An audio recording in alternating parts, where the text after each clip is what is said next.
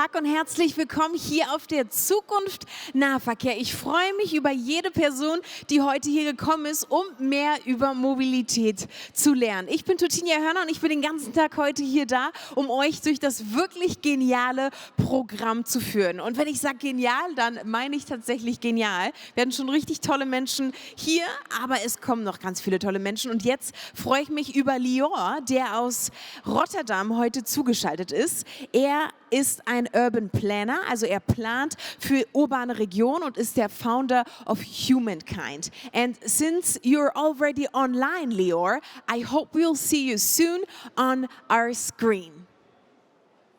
Yes. Hi, Lior. So nice to meet you.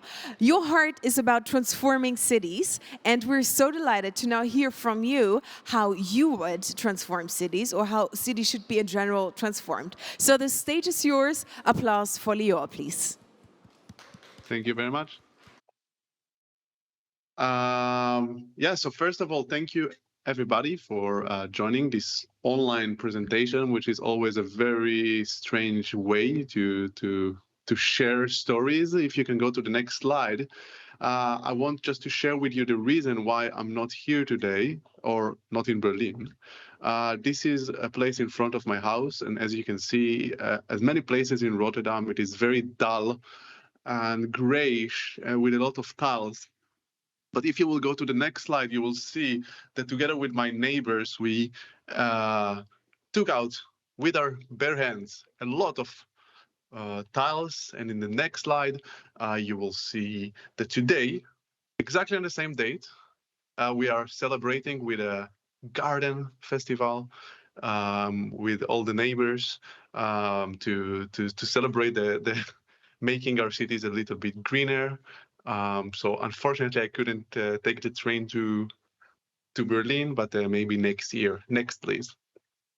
I would like to share a bit about myself before going on to some examples of how to make cities better.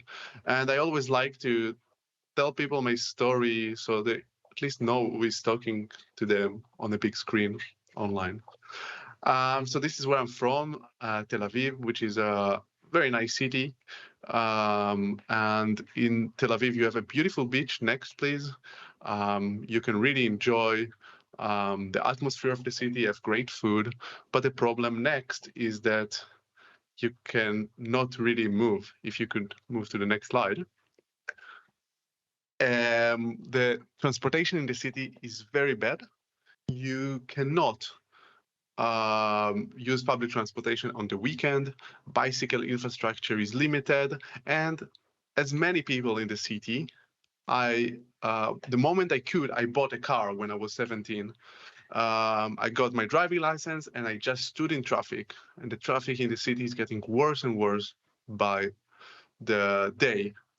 But then I was lucky enough next to move to Berlin. And that was around 10 years ago. And I was very excited to finally be able to cycle because I thought that in Europe, everybody can cycle. But very quickly next, I discovered that bicycle infrastructure in Berlin is not that good. I don't know what is the situation now, but back then, Berlin bike lanes were just paint on the sidewalk. And as you know, probably, and many of you experience, both as pedestrian and as a cyclist, and sometimes as a driver, the conflicts are big. And I don't want to get into the politics of bike lanes in the recent month in Berlin, because this is a terrible one. Next, please. So just like most people in Berlin, I did what everybody does, is moving around with a U-Bahn, with a metro, and that was wonderful, and I think one of the best in the world. Next. I then moved to Stockholm, and lastly to the Netherlands. And when I came out from the train station and saw all the bikes in Groningen, the first city I moved to, and then those kind of situations in Rotterdam, where I am now, I couldn't be more delighted. Because seeing bikes like that on the floor means that a bike is such a normal thing in the city next, that everybody just uses them. And I did the same. Since I moved to the Netherlands, I don't own a car, hardly use public transportation, and I only cycle. And I love this picture because it shows that cycling, those two girls that just cycle next to each other and talking, they are doing it in such a relaxed manner, just like those two elderly people walking next to each other. Cycling is a way, is a very relaxed thing to do, just like walking. And it's not only me or those two girls or the guy there in the back that cycle next. Everybody does it. And you can see cool people do it with like dressed very nicely next. You can see the prime minister of the Netherlands who cycles regularly to work next. And you can see also children who do it next.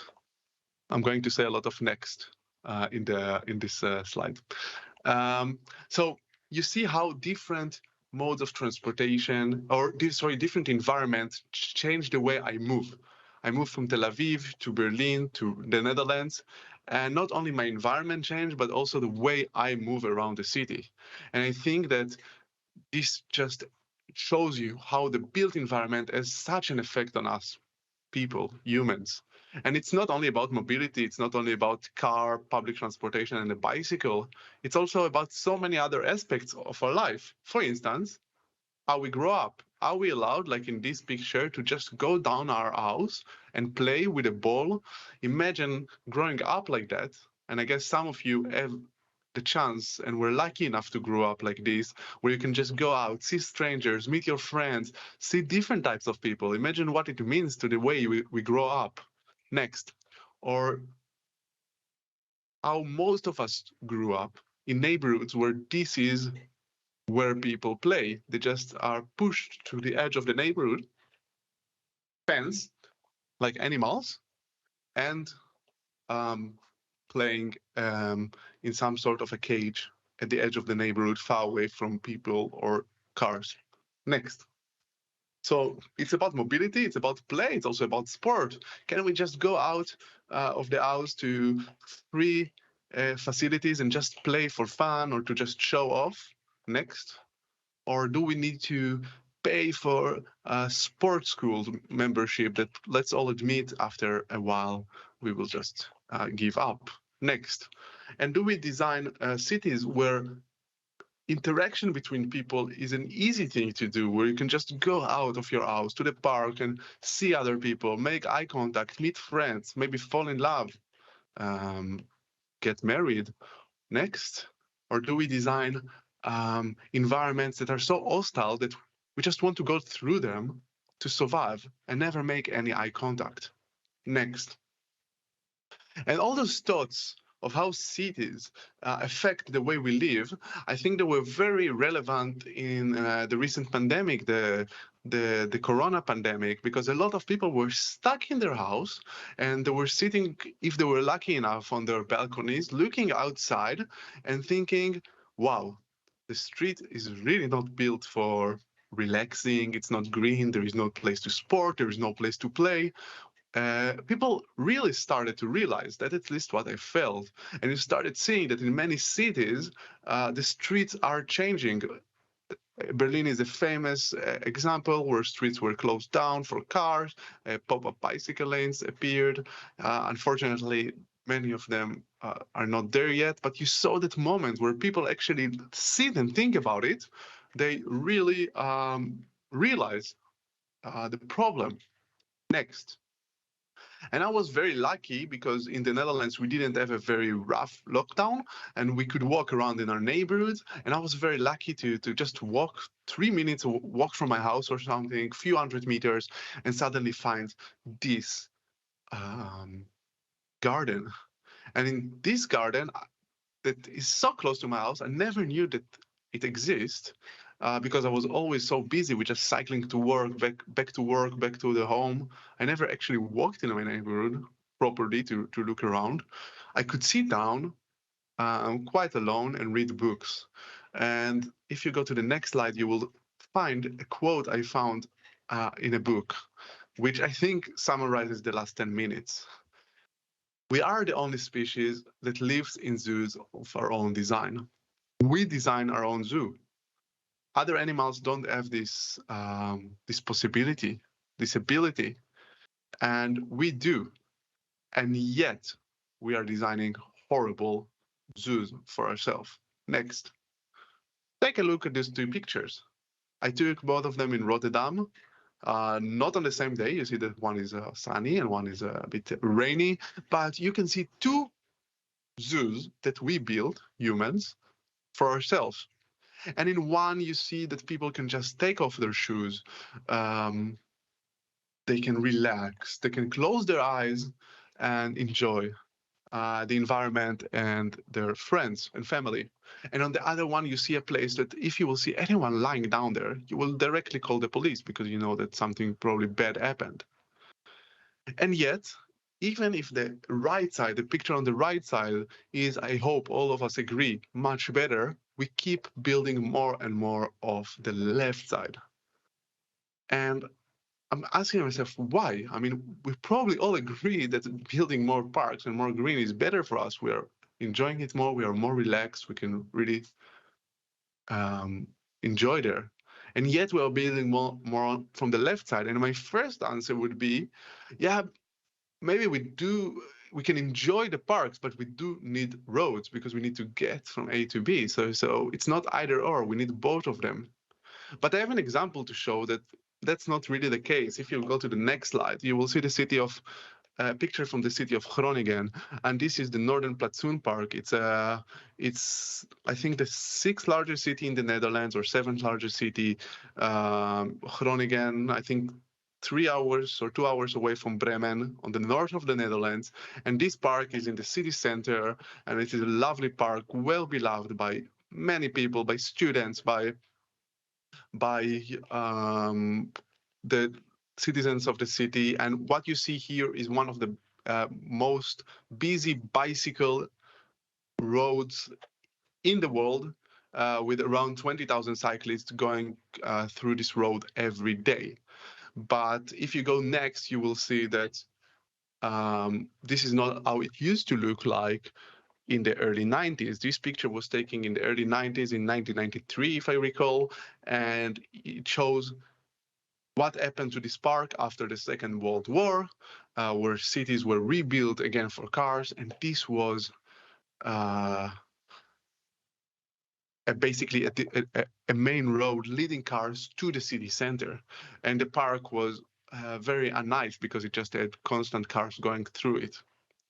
And the city decided to do a referendum to ask people, do you want to have it back to be a park, like the picture we saw before, or to keep it as a road? And this referendum, I think, is the purest form of participation. You just ask the entire adult population of the city, what do you prefer? And you saw the picture before, so I guess you already know that the park idea won because it exists now. But when I heard about this referendum, I was sure that the majority of people, the vast majority of people, would have chosen for that park. But if you will go to the next slide, you will see the result that only 51% of people chose for the park. This means in a city back then of around 150,000 people, or even less, only adults are voting. Not everybody actually participates in those referendums. The difference between 49 and 51 is few hundred people that save this place and turn it back from a road to a park. And this is pure participation, going to a city that is already a bicycle heaven, with people already love to cycle, that there is a very high number of students that cycle around. Asking to remove a road almost failed in such a city in participation.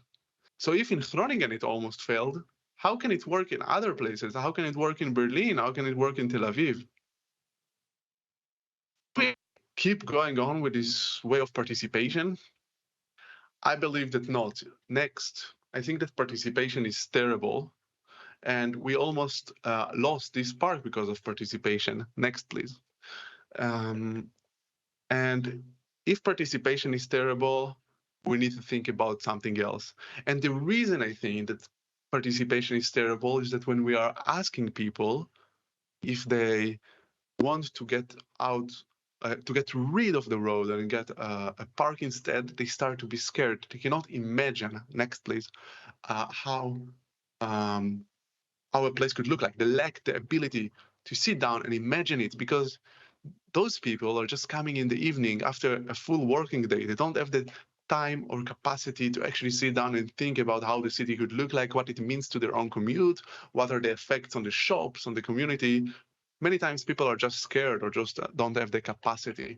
But we need their imagination. We need to let them practice their imagination. Next, please. And I think that they have right for imagination. We cannot keep going with this quote unquote um, um, participation or democracy. That's what was my quote unquote. If we don't allow people to understand what they are voting for, what they are deciding for in either participation events or in referendums. Next, please. And I believe that this right of imagination can be achieved by what we like to call agile urbanism. And the idea with agile urbanism is that you don't just stand in your current situation, show a picture of a future city, and ask people um, to just agree or not agree. You need to practice. You need to do it in an agile manner, to try something, to discover what works and what doesn't work, and then go on. And while you're doing it, and here I refer to what happened in Berlin in recent years, where a lot of experiments were canceled and reversed, is that you also don't need to only listen to angry people. You need to keep trying. And if something doesn't work, you should not just cancel the entire experiment. You should just assess what happened, design a new experiment, implement it, and then learn from what worked and what didn't work in order to get to your vision. Backing off and just removing everything doesn't work. Next, please. As I told you, I'm originally from Tel Aviv and I still work there. So I would like to share with you one project from Tel Aviv just to show you the idea of agile urbanism and how it works before I wrap up. Next. By the way, the person who is moving the slides is doing a really good job. Thank you. Thank you very much. So back to this example. This is a street in Tel Aviv. As you can see, it's a square called Basel Square, but it is not a square because it's just a parking lot. There is also underground parking, and all the cafes there are just blocked by all parking and then the bollards, and it's not a very nice place to walk through. Next, please. During Corona, the city decided that they want to turn several streets in the city into pedestrian streets. And the way they did it is basically blocking those streets and asking, not allowing cars to enter or park. And when the city did it, residents were extremely angry because they looked at what they got from the city, basically an empty parking lot that you are not allowed to use. And they asked themselves, I mean, why did we give up on 30 parking spaces in the city where parking space worth gold? They already told the municipality that, well, told is a nice way to describe the way they talked, but they demanded to reverse it, and the city basically said, if we cannot find a better solution, we will reverse it. And that's where we ask to maybe come in and try something else. If you go next, you can see that within a few days, we came up with a very rough sketch of how this place could look like. First of all, get rid of all the bollards, turn it again into a square. Second of all, allow all shop owners to go out to the square because they also need to see how nice it is. And third, create a lot of places for children to play, because in Tel Aviv you have a lot of children, and wherever you create nice place with good shadow for children, they will families and children will sit there and stop talking about the parking. Next, please. Within 3 or 4 weeks, we already had the installation in mind, and I want to show you the picture because directly after the installation, the place were just filled up. Another one. The reason I show those success story, and next, please. When I show those success story is because normally when you're making those Photoshop pictures of interventions, you fill it up with people. But if you will look here on more and more pictures, you will see that the place is actually more full. Next place. You see on the right side, the place is just completely full every day. And on the left side, a picture from the newspaper asking that, basically claiming that people are not following up the lockdown in the country during Corona. But I wouldn't show you those pictures just to share a success story of me, which is of course nice, but that's not the goal. I want to show you how agile urbanism works, how those steps is working. So you add finally a success, some sort of intervention that a lot of people like. What do you do now? People stop talking about parking because they got a playground. So people stopped complaining, but now they like this place. They want to make it bigger and more successful. Next, please. And that's what the city did. They allowed people to choose more elements and more, and you see on the left side, more elements, more interventions, putting more and more and more places to sit and meet together. Next, please. And you see that this just goes on and on around the entire square. And basically every time people are experiencing something and seeing that it can be nicer, they ask for more. And this is a little bit like parking. The more parking you give, the more parking people will ask. And in Tel Aviv, the more sitting places and meeting places you will give, the more meeting and play spaces that people will ask for. Next, please. So I would like to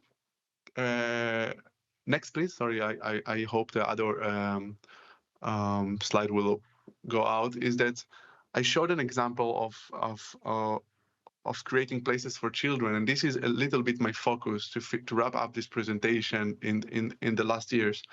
I think that we really need to focus on creating better places for families and children, and also start talking to children and educating them from young age. On the importance of great cities, great public spaces, and of course walking and cycling. And that's why I wrote a children book, The Car That Wanted to Be a Bike. If you go to the previous slide, please, you can see the book. Unfortunately, it's still only in English. Just to the previous slide, please, or it doesn't work. Oh no, up. Well, it doesn't work, but yeah. So you can get it anywhere. I get pictures from all around the world of children reading it, so would be lovely to get more pictures from Germany. And if any one of you want to or know a publisher in Germany that wants to publish it, always happy to collaborate. So thank you very much.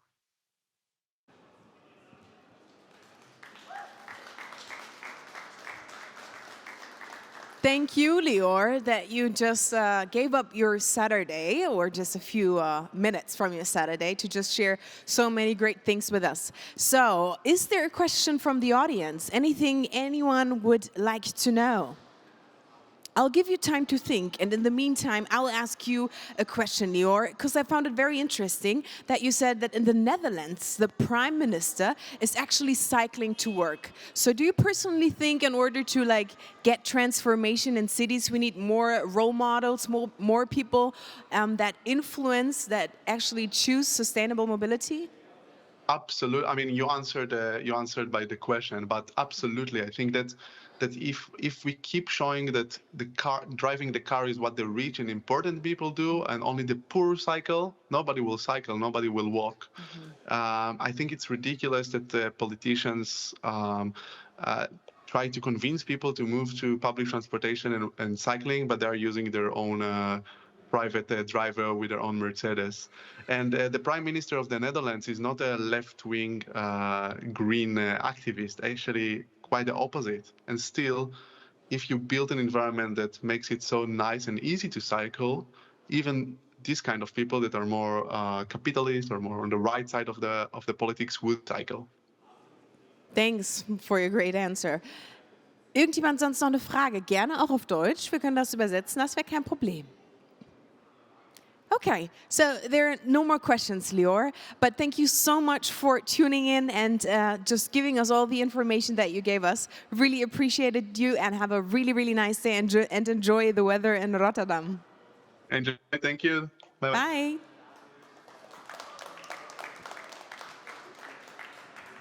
In Rotterdam soll es noch ein bisschen wärmer sein als bei uns. Also ich hoffe, er hat genauso wie wir die Möglichkeit, ein Eis zu schlecken. Und für alle, die es noch nicht gemacht haben, ich habe es vorhin schon gesagt, da drüben gibt es kostenlos Eis von der DB Rad gesponsert. Also auf jeden Fall probieren und für jeden, der Pistazieneis mag, das ist auf jeden Fall mein Favorit heute. In 15 Minuten geht es hier auf der Bühne weiter mit Dodo. Und was Dodo macht und worüber sie sprechen wird, das verrate ich nicht, sondern ich lasse die Spannung noch ein bisschen da. Also in 15 Minuten hier weiter auf der Marktplatzbühne mit Dodo.